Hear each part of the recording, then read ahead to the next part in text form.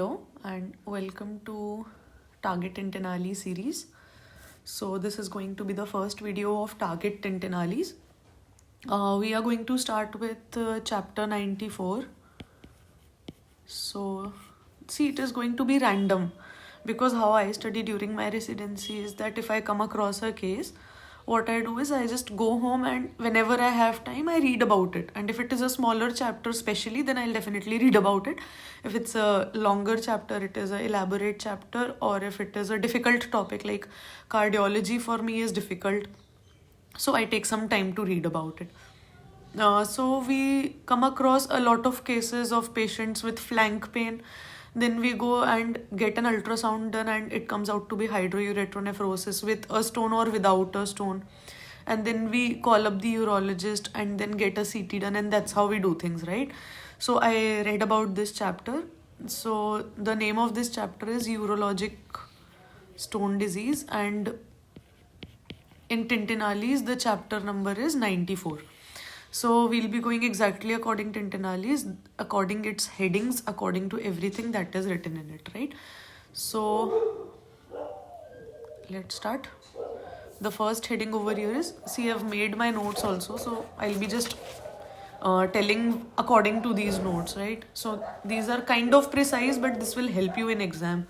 So first of all, the topic is pathophysiology. So pathophysiology of this urologic stone disease is that there is supersaturation of dissolved salts. We all know this happens. So there is supersaturation of dissolved salts, which means what? That earlier there was liquid, that is water in urine, right? Plus there were excreted salts like sodium, calcium, magnesium, phosphates, and so on and so forth. So what happened was that the liquid and the solid, these two parts were in equilibrium. So they were dissolved. So when they were dissolved, they were easily thrown out of the body. But now what happened is the salt part increased, but the water part is still the same. So when this happens, it is known as supersaturation, right? We all know about it. So in that part, these solids tend to condense and form, stones, small stones. So how do we prevent it? Either you increase urine, like increase the liquid part, or you decrease the solid part, that is the salt, right? So this can help in prevention. That is why it is said that drink lots and lots of water, right? Now, inhibitory substances. There are two inhibitory substances that are mentioned in Tintinalis which prevents stone formation. What are those two? That is magnesium first, Mg2+, and second is citrate. So these two are such substances, inhibitory substances, which can prevent crystal formation. Now let's talk about what are the types of stones. So more than 80% of stones are ones which we come across mostly are calcium oxalate or calcium phosphate. So calcium oxalate or calcium phosphate. Now, what are the conditions in which calcium excretion increases in body, right? Means kidney is letting out a lot of calcium in body. So calcium excretion will increase in hyperparathyroidism, hyper PTH. Then there will be renal hypercalciuria, right? So hypercalciuria, and also one more syndrome, that is immobilization syndrome, which causes increased calcium excretion in body. What is immobilization syndrome? When a patient has some morbid illness or some major fracture or something like that, for that patient is bedridden for a very long time. So the patient is immobilized, right? And that kind of the syndrome which occurs because of that is known as immobilization syndrome. You can read more about it. It is a very vague syndrome, and it is very, commonly, you will come across it very commonly. Now, sometimes people say that stones are made up of calcium, right? So what if we reduce intake of calcium, right? If you reduce intake of calcium, will stone formation be reduced? No. The answer is no. Why? Because there is paradoxical increase. Do you understand? There is paradoxical increase in stone formation. How does that happen? We'll understand. Stone formation. So what happens is that decreased, see, there are two things in body. What is this? Calcium and oxalate. Okay, let's imagine there were 100 calcium earlier and there were 100 oxalate earlier. So what used to happen? There were 100 calcium oxalate in body. Now what happened? You reduce the calcium to 50, but the oxalate is still 100. What will happen? 50 calcium oxalate will form, right? Now 50 will be left. What does this induce? This induces increased calcium reabsorption, which means what? If you are not eating calcium, calcium will be brought from your bones. So from bones, there will be osteolysis, which is clastic changes, and from there calcium will be extracted, and this calcium will go and bind with the remaining oxalate and will form calcium oxalate stones.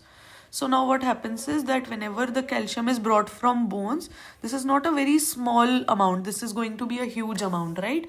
So overall what happens is that when it was in equilibrium, 100 calcium oxalate was being formed. Now what is going to happen? This increased calcium is also going to increase oxalate reabsorption from gut. Reabsorption from gut. So overall, there will be increased calcium oxalate formation. Did you understand? So what happens is, see,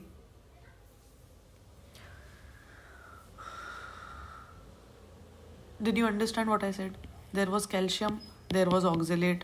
What happened was we tried to reduce the calcium. What did body do? Body increased calcium instead from the bones. So what happens when there was increased calcium? Oxalate also tried to increase by increasing reabsorption from bones.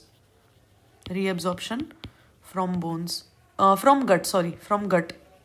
What happened? Overall more calcium and more oxalate. So therefore even more symptomatic disease this time.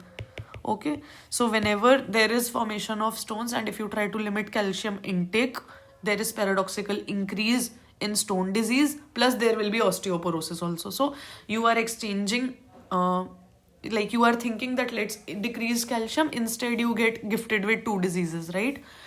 So this is how it is. Now this was about the calcium oxalate stones. Now 10% stones, that was 80%, right? Now just 20% more to go. 10% stones are struvite stones. What are struvite? Struvite are triple phosphate stone. What is that triple?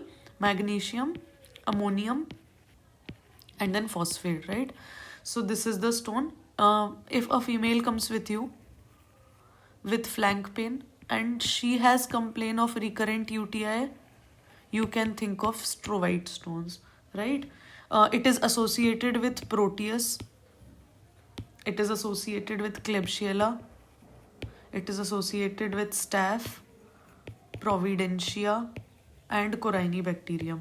Providentia, not Procidentia, and Corynebacterium. So these organisms, basically what they do, they split urea. These are known as urea splitting bacteria. So when they split urea, ammonia is formed, right? And that ammonia forms bond with phosphate and also with the magnesium in the urine, and it forms magnesium ammonium phosphate struvite stone, right? This is how it happens.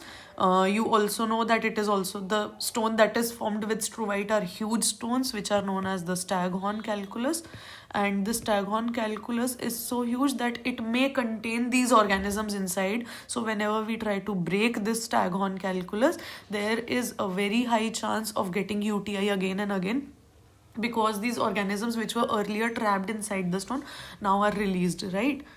So that is how it is. Now when such a huge stone is formed, this is the stone, let's say. So what happens when we try to give some antibiotics or some medicines, the penetration is very poor.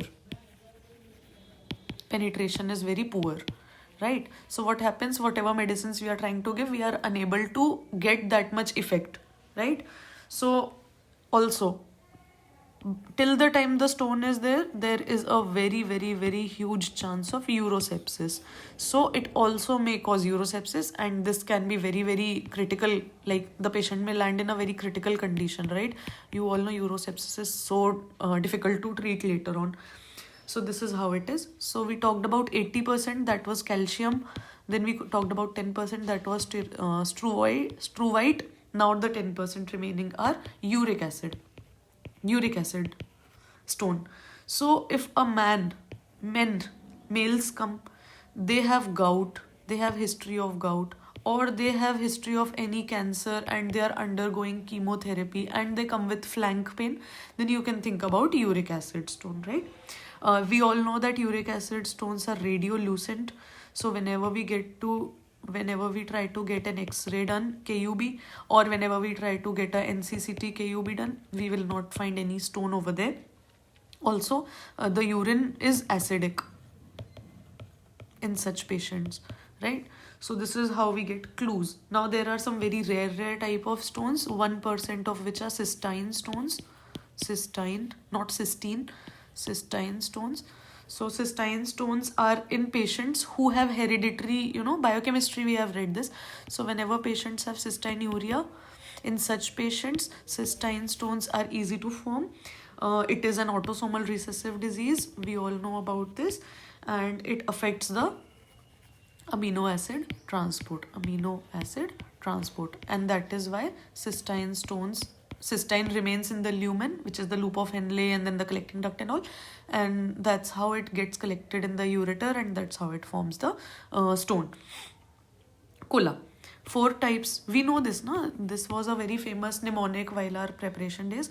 So cystinuria, like cystine stones contains which 4 amino acids? Like amino acid transporter is affected, which affects 4 amino acid transport, right? Cola.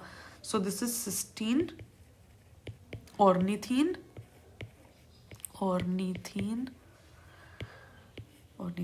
lysine, and arginine.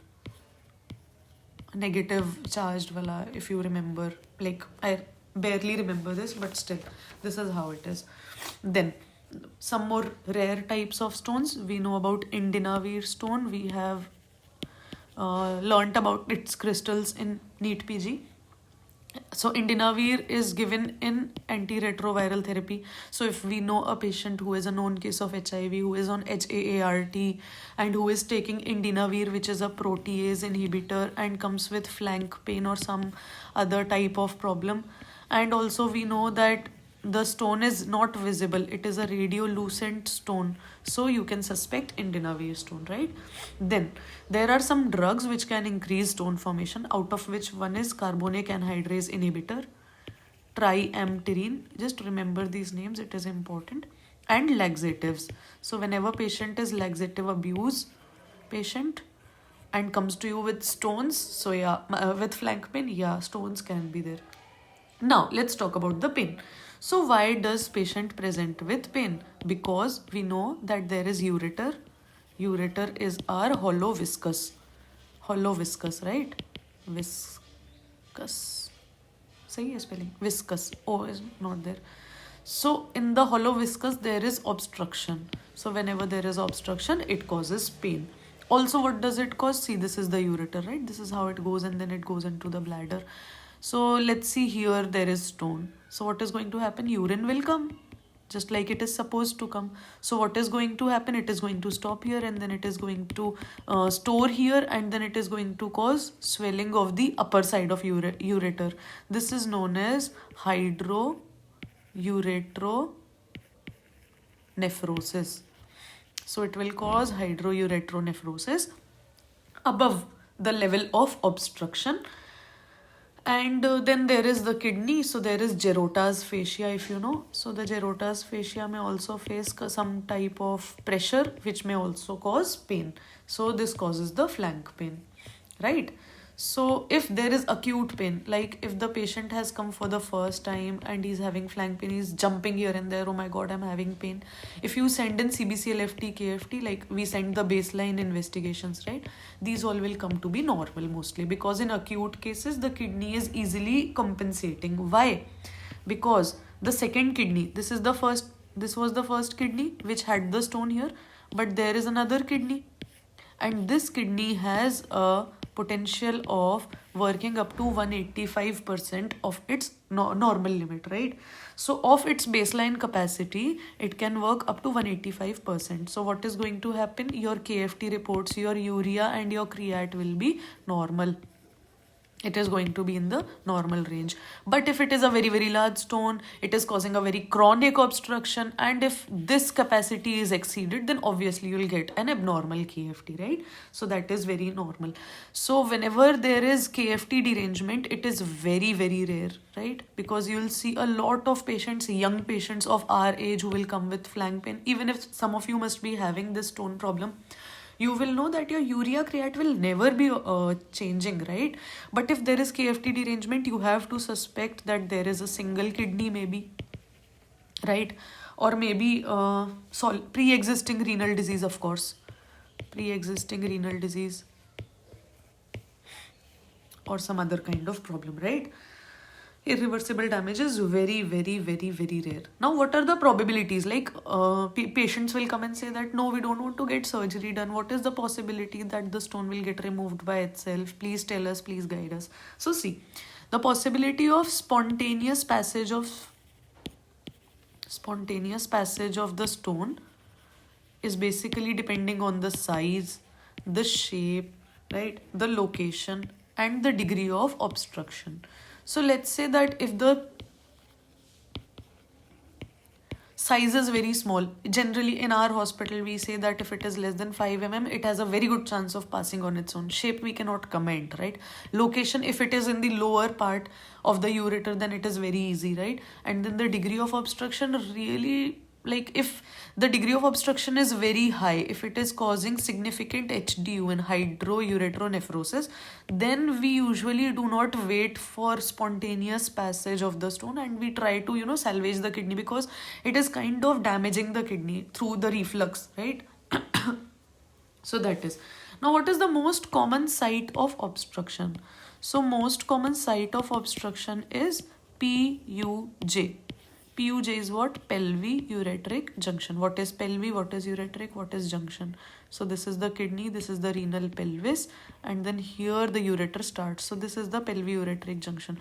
This is the most common site of stone obstruction, right?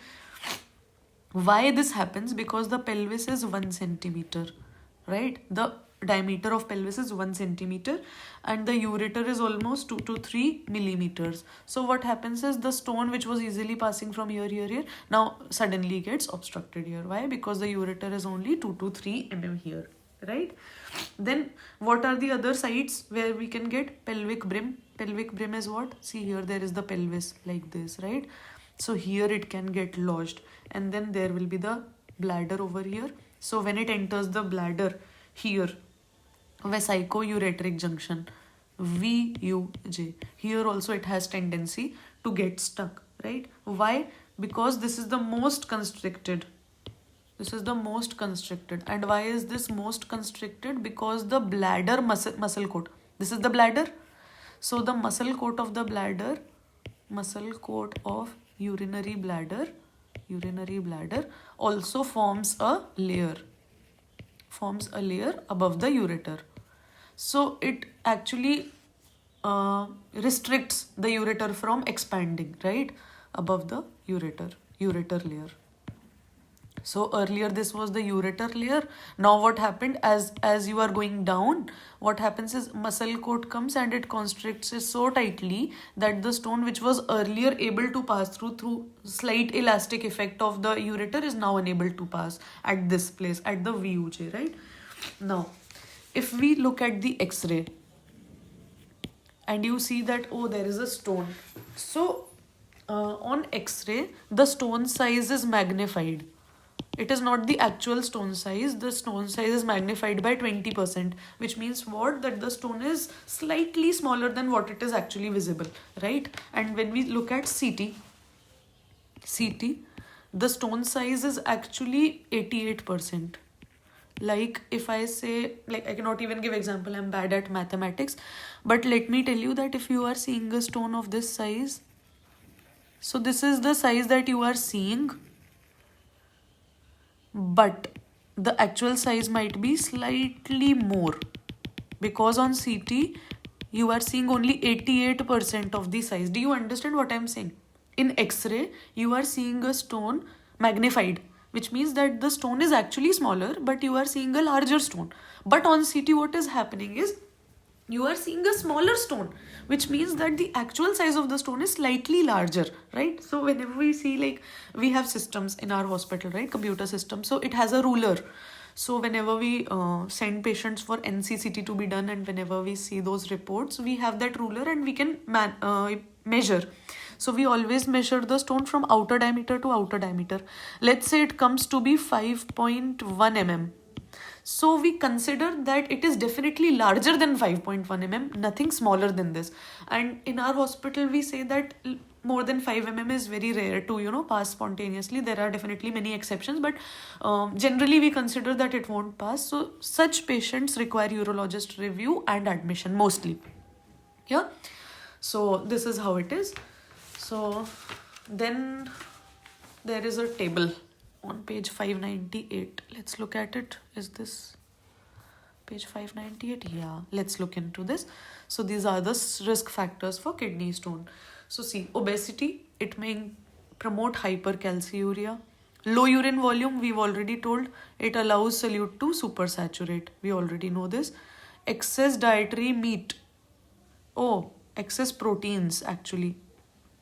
Excess proteins, it creates acidic urinary milieu, right? So it depletes available citrate. I told you that citrate basically prevents from forming the stone, promotes hyperuricosuriia. Okay. So see, obesity, it is going to increase hypercalciuria, calcium increase, oxalate increase, overall, stone formation increase. Low urine volume, I told you, supersaturation, right? Excess dietary meat, it inhibits citrate, which was a good inhibitor and it was helping us, right? Then excess dietary sodium. If a patient has a lot of sodium, that increases hypercalciuria. Okay. Insulin resistance and metabolic syndrome. This is going to mishandle ammonia, and ammonia was responsible for struvite stone. It will alter pH of urine, so it is going to cause acidic urine, and this will cause stone. Then family history, obviously. Gout, I just told you. Ammonia, struvite, ammonia, uric acid stone. Bowel surgery, inflammatory bowel disease. What this will do, this will cause low urine volume. Acidic urine will inhibit citrate, and that's how it is going to happen, right? Then PTH, just told, primary hyperparathyroidism, it creates hypercalciuria, obviously. Immobilization syndrome, I told you, if a patient is bedridden for very long time, then bone turnover will create hypercalciuria. Then medicines, just told about medications. Indinavir, ephedrine, loop diuretics. Loop loses calcium. If you remember, we've read it this way. Topiramate, acyclovir crystals, needle-shaped crystals, if you remember. Then triamterene. So this is all it is. So then this is the table. Now let's go ahead. Then there are clinical features. So let's cover clinical features in next class. So we'll be left with clinical features, diagnosis, imaging, and treatment. Then the next topic is going to be UTI, right? So we'll look about it in the next class, and I hope that you all will be following through. So that is all for today. Thank you very much.